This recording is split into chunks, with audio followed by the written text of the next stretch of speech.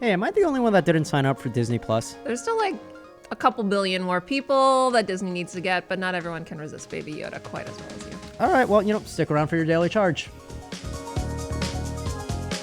Good morning and welcome to the Daily Charge. It's Wednesday, February 5th. I'm Alfred Ng. I'm Joni Salzman. And here are today's headlines. Since Disney Plus launched in November, we've seen a lot of hints that the service was popular. Last night, though, Disney laid out just how popular. In less than 3 months, Disney Plus hit 28.6 million members. Now, I know nothing about streaming, so Joan, just how big is that really? That's really big. Like bigger than Netflix? It's not bigger than Netflix, but Netflix has been streaming for a decade. Netflix is at 167 million subscribers. So 28.6, you got a long way to go still. But Disney Plus just launched like less than 90 days ago. Okay, less so than 3 months. At that pace, how many months away are we from Disney killing Netflix? That's a really good question. Everyone wants to know that. And we don't really know exactly, except that we know that Disney is already so they said it would take them 5 years to get to like 60 to 90 million. They're already almost halfway to the lower end of that threshold. So they're growing much faster than they thought they would, better than any expectations. The other thing that's interesting is even though Disney Plus launched in November, got like these millions and millions of subscribers, mostly in the U.S., Netflix is still growing in the U.S. They managed, in the midst of all this competition, they didn't grow a lot. People were not real happy with how much they did grow, but they still are adding members, even as Disney is vacuuming up all these other people for streaming services. So what's really hurting is cable. Oh no, poor cable giants. You really gotta feel it. Right. Yeah, I feel really bad for them. So where does Apple TV fit in on all this? So because they launched like around the same time, yeah, right? so Apple TV launched on November 1st, and Disney Plus launched less than 2 weeks later. And we don't know. It's Apple. They don't say how big they are. The things that we can kind of cobble together, we can't even cobble together any sort of numbers. We can generally estimate that they have a lot of subscribers in the sense that they basically gave away Apple TV Plus to anybody that's bought a device since September. So that means anyone that has a new iPhone, anyone that got, something under the Christmas tree or for a holiday or a present or whatever during that holiday shopping season. They also were able to just flick a switch basically and turn on Apple TV Plus. That probably means they have a lot, but that's, not paying members. So what's next? Like when are we going to see Disney Plus, maybe have 11 joining the Avengers or something like that? Well, I don't know if that's going to happen. That would be a really interesting crossover. But I mean, we do know that Disney Plus is going to be launching in Europe. The Europes. And the India too. They're going to launch in Europe and India in March. They're going to be expanding Hulu to international markets. Right now, Hulu's only in the US. They're going to expand that next year. Wait, they as in Disney? Disney, because Disney owns Hulu also. Oh, boy. And then in terms of originals, we know that there's going to be the first Marvel original series that ties into the Marvel Cinematic Universe. That first one's coming in August. The next season of The Mandalorian's in October. And then they're going to have their second Marvel original in December. So there's a lot coming up this year. All right, well, next up, Spotify. It's still in the lead of streaming music services. This morning, Spotify said it has hit 124 million subscribers and that 271 million people are listening to Spotify total. Joan, how does that stack up with competitors like Tidal and Pandora? Well, it's funny. Tidal isn't really talked about much because it's not really Amazon Music. So Amazon Music says they have 55 million people listening. That's not necessarily subscribers because you get Amazon Music included with Prime. They say they have 55 million listeners. Apple in June said that Apple Music has 60 million. And so obviously, Spotify is double that number of subscribers. Not to mention the fact that it has more than 200 million people listening every month. It's a lot. It's the biggest subscription music service. And the reason that they think that they can become even bigger is they're focusing on podcasts. Today they said they were going to buy Bill Simmons' Ringer network, which is a website for news, but mostly it's a podcast network at this point. Because, every single Tidal's actually an interesting example, but Pandora, Apple Music, Amazon Music, they all basically have the same catalog of stuff. Tidal's the one that has like these exclusives from its owners, but obviously that's not really working really well for them. So Spotify thinks that in order to distinguish themselves, they need to go after not necessarily music, but podcasts, because that's not a commodity. They bought Gimlet recently too, they right? they bought Gimlet last year. They bought Anchor last year. They budgeted up to $500 million to spend on podcast acquisitions. So why does Spotify care so much about podcasts, and how much would they like to buy the daily charge for? They do have like $500 million budgeted. We can start the bidding there.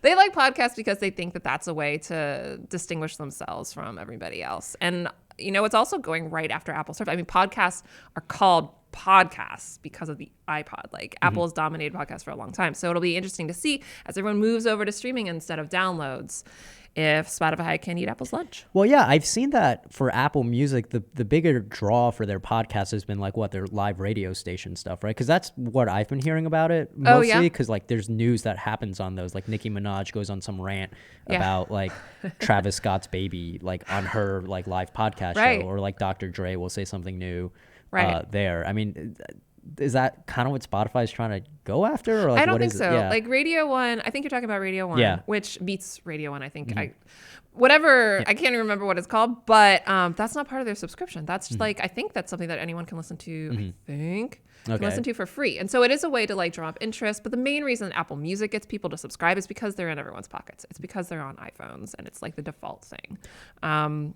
But yeah, I don't know. We'll see. Yeah. So we want to know, did you sign up for Disney Plus? Are you still a subscriber? And what are some of your highs and lows using Disney Plus?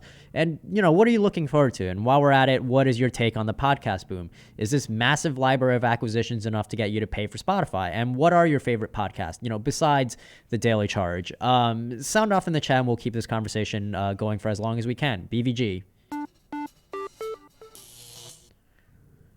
First question's coming in from Ryan. It's really more of a comment, but I want to branch it out into the conversation. He says, I signed up for Disney Plus on the first day for the full year.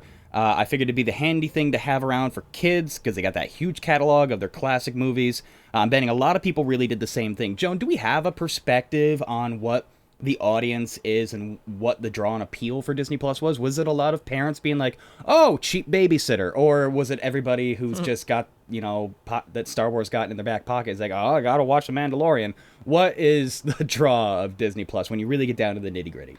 Yeah, it's funny. That's the first question a couple people have asked me, who exactly is subscribing. Disney didn't say. They didn't break out any sort of demographic information, and I'd be surprised if they do, partly because it's hard to know that stuff, and even if they knew it, I don't think they'd want to share it. But you can bet that a lot of people signed up because, that's why I signed up. I'm a parent. I've got 2 young kids, and I knew that it would be something that would save me a lot of money and entertain them when I let them watch TV, watch movies.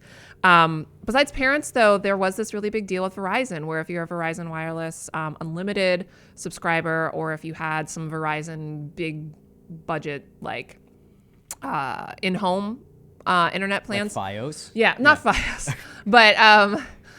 but if you were a Verizon customer, one of their like higher tier customers, you could get Disney Plus for free. And so that surely brought in a lot of people too. In addition to, they had a bunch of promotions leading up to the launch of Disney Plus that would give you a price. It's priced at $7 a month right now, but even that is a really competitive, pretty cheap price compared to other services.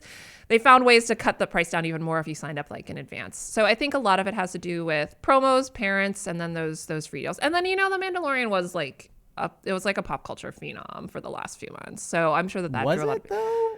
Was The Mandalorian a phenom, or was Baby Yoda a phenom? Yeah, I think so. Both? Yeah, I thought it was just Baby Yoda. Baby Yoda was a phenom. Like, Baby Yoda was a meme. But from all the stats that I've been able to see, there's Nielsen ratings for streaming stuff, especially stuff on Disney Plus. They aren't measuring it at all. But all the indications that I saw was that Mandalorian was way more popular than anything Apple TV Plus had. It was as popular here's a good example. There was one study that I showed. It had to do with all these different signals of demand, like peer-to-peer sharing, search demand, Wikipedia pings to that thing's article, and it showed that so everyone agrees that Stranger Things has been a worldwide hit, pretty much. I would disagree with all that. Right. Well, everyone who's not Alfred agrees that Stranger Things has been pretty much it's been a really big worldwide hit as far as television goes. it had been like number one on this survey's rankings for like 4 months or 5 months or something. And as soon as The Mandalorian launched, it fell, and The Mandalorian was number one. So there killed all those kids.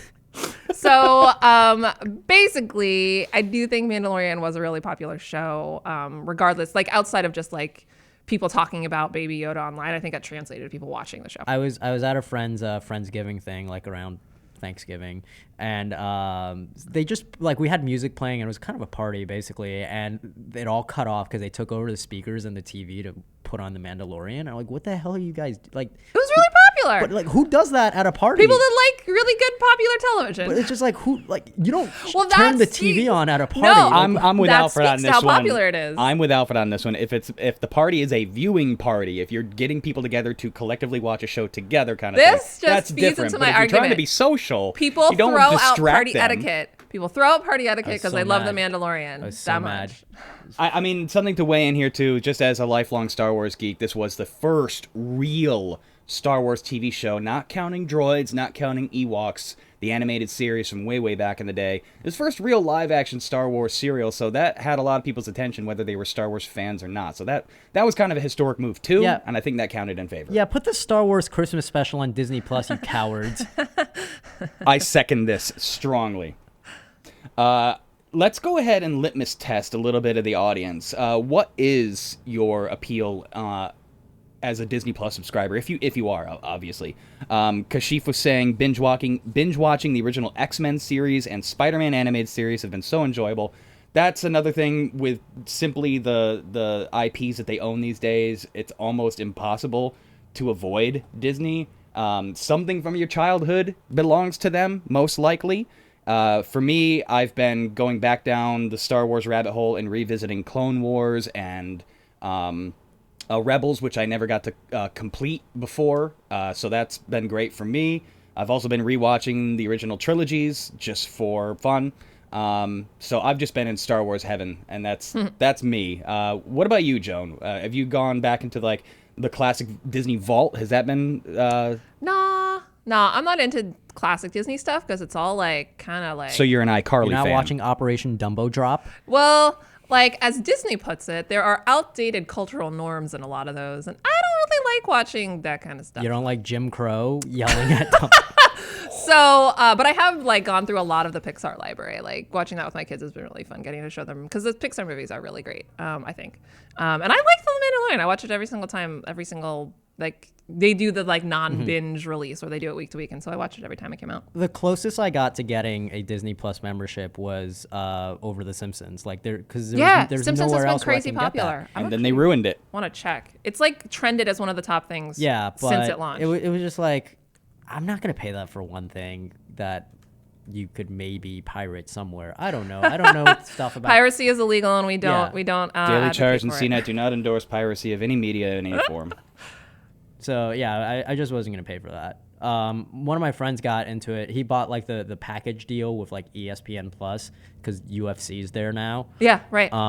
But yeah, there really hasn't been anything interesting for me on it, other than The Simpsons. So yeah, I don't know. What about when they make the Home Alone remake? It's gonna be terrible. Yeah, it's gonna be Come on, terrible. I know you love it. I liked the first two with like Macaulay Culkin or Kevin McAllister. All right, we're gonna have a giveaway for our viewers. Whoever can figure out something that Alfred likes besides Smash Brothers. Ooh. I mean, I said I like The Simpsons. Yeah. Yeah, but I'm not gonna pay for like one thing. All Yeah. right, whatever. Alfred hates everything. What's the next question? Next question is how are things stacking up these days? Obviously, Netflix has not been dethroned. Disney is massive, but Hulu is still doing well. I'm a big fan of Hulu. We've got so many services. We got Crackle. We got Epix. We've got YouTube Premium, YouTube Red, formerly, who, and Yan points out, is still only at about 20 million users. Where are things stacking up these days, Joan? Where do we see things going?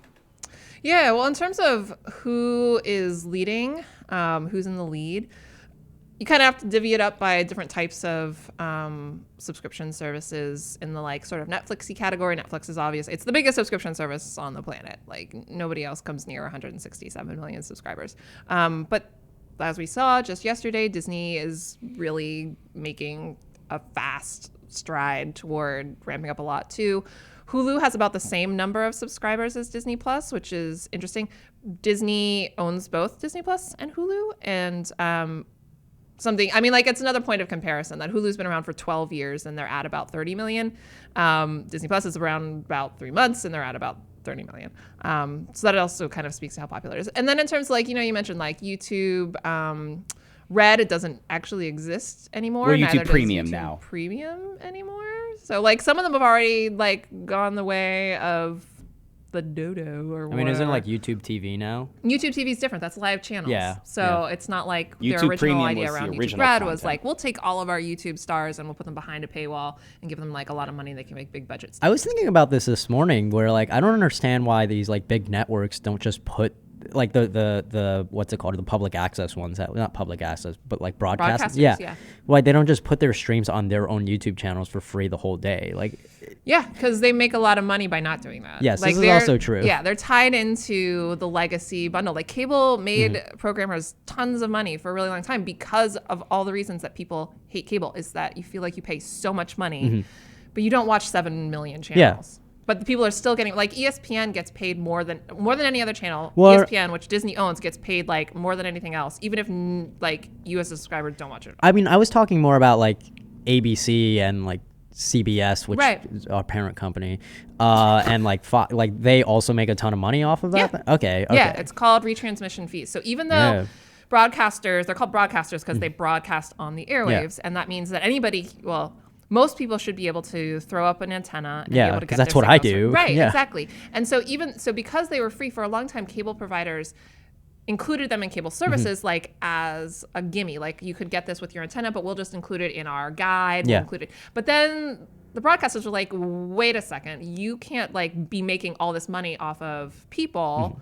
It's different if people are paying you every month to get our content versus people buying a antenna once and getting our content on public airwaves. Yeah. That's different. You need to pay us for it. And so that was this really gigantic area of revenue for broadcasters for a really long time. And so they didn't want to give that up. And so they haven't given it up until now that they kind of have. Because I've enjoyed what Pluto TV has been doing. Where I the love ads Pluto. are relentless on Yeah. there. They're you get them every 5 minutes, and they're sometimes longer than the show. But Pluto's also owned by our parent company. We should yes, disclose. which is now Viacom CBS. Right. But yeah, I appreciated that model where I'm not paying for it and I can just chime in and out on it's that. a really big, it's a really popular and growing area. It's called AVOD, which is advertising supported video on demand, versus SVOD, which is Netflix, that's subscription video on demand. And it's really popular because of that reason. They all have a lot of their own merits and consequences. I'd say Pluto emulates the traditional watching TV model where you're sitting on the couch flipping with a remote kind of thing, browsing through the menu. Stuff has been pre-programmed for you. It's streaming. They have some on-demand aspects, but if you want that experience of just couch surfing, Pluto's the best one still out there. Netflix still has some of the best originals. Disney's got the massive back catalog where they just own your spiritual childhood. Hulu's really stepping up their game with some of their originals too. And we still got so many coming down the pipeline this year alone. We got 3 or 4 more services coming, right, Joe? We got Peacock. Well, it's a little bit outside of this realm, but Quibi is going to be launching in April. Quibi, yeah. That's the mobile-only service that has all these big names behind it. And then in May, I can't remember, it's late April, early May, but then we have Peacock kind of slow rolling out ahead of their big rollout in July. That's NBC's a broadcast. That's NBC's streaming service. And then we're going to have HBO Max at the end of May, which is going to be, the replacement for HBO Now. Also $15 a month, but it'll have all this other stuff included, everything in the kitchen sink thrown in. Isn't there a lot of Warner Brothers coming into HBO Max as well? Warner Brothers, oh my gosh. Warner Brothers is owned by Time Warner, which is now Warner Media, which is owned by AT&T, which is who is launching HBO Max. So yeah, there will be Warner Brothers movies that come in there, subject to licensing stuff that's already been locked up, in addition to other Warner stuff that you would normally associate with that company. I thought DC had their own streaming service too, because that's where Teen Titans was on or whatever. Yeah. I have that, and that's what I'm wondering is if that's going to roll into HBO Max maybe. It might. It's possible. It makes sense for them to do something like that, but it would aggravate a lot of people that only want, people that are signed up for, that's a niche service, and it's a much different mentality when you sign up for a niche service than you do when you sign up for one of these buffet sort of Netflix or Disney Plus or HBO Max things where you get tons and tons and tons of different things. Like DC people like that service because it serves a loyal following, and that's really all they want. And they don't want to have to pay $15 a month to get that in addition to like everything else, and the kitchen sink. That's kind of what Crunchyroll is if exactly. you're into anime. Which is also owned by Warner Media. Yeah. Oh, I did not know that. Yeah. I was thinking about like what service I would get if it was like all there together, and I don't think this would ever happen because it's like so widespread, but it's mostly cartoons. It's like if it had The Simpsons and then SpongeBob, Avatar, The Last Airbender, and like the Looney Tunes and Tom and Jerry, like I'll sign up for that. I would pay for that. You're looking for a cart. Never gonna happen. Yeah. Tom and Jerry, huh? Dude, Tom and Jerry's great. It is great. I'm just surprised because that was made like 700 years before you were born. Oh no, they aired it on Cartoon Network like all the time during the day, and like Boomerang. I would not be in school, and You mean I just Boomerang? watched that. You mean Boomerang? Yeah, Boomerang was great. I loved Boomerang, but still now love it's Boomerang. like Boomerang, like old school for Boomerang is stuff that's like that was new when I was a kid. Like And- the 90s stuff. No, not even that. Like that would have been fine if it was like Dexter's Lab or like Ed, Edd and Eddie. I would still watch that.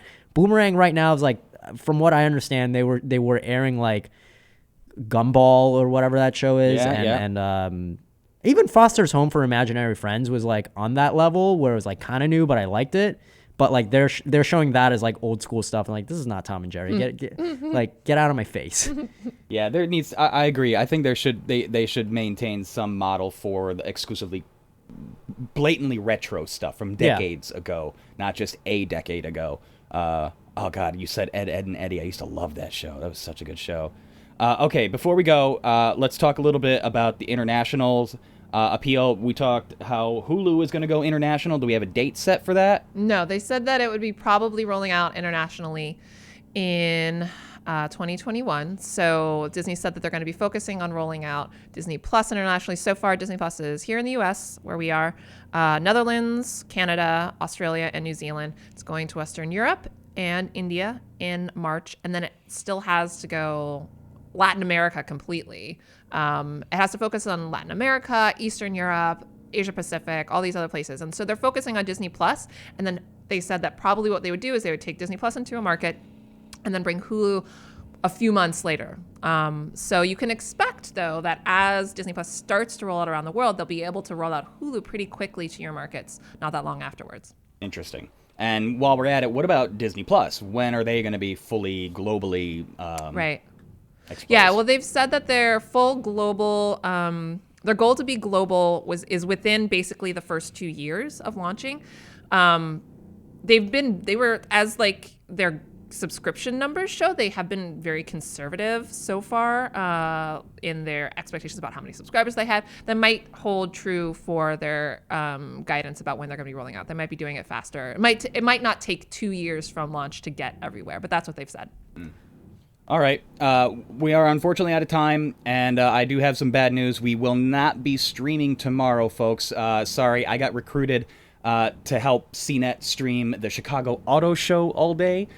So there's your view behind the curtain. We will be streaming the Chicago Auto Show, not here on the Daily Charge channel, but elsewhere on CNET properties here from the studio. So if you don't get your Daily Charge fixed through the weekend, you can blame me, and I do apologize for that, but it's for the greater good. Keep sounding off with your favorite cartoons, because I'm seeing Darkwing Duck, I see Cow and Chicken, we were talking about Ed, Edd and Eddie, and I want to keep talking about this. You tweet at me, you tweet at us, we're going to talk cartoons, and maybe we'll spin that off into a Daily Charge cartoon side podcast hosted by me and Alfred, and here's hoping for that. Until then, everybody have a great weekend. And Joan, you want to go ahead and take us on out of here? I can do it. Oh, no, sorry. Alfred. I will Alfred do can it. do It's your turn. So if you subscribe and ring the bell, you can join us on weekday mornings and be a part of the daily news cycle here at CNET.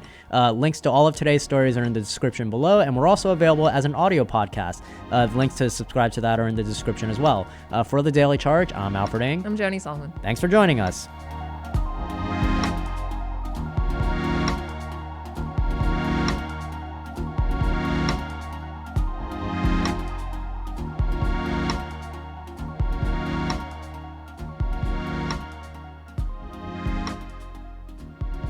Can't get enough? Check out the Daily Supercharge, our extended post show with special features, audience Q&A, and in-depth reviews. Available now wherever you get your podcasts.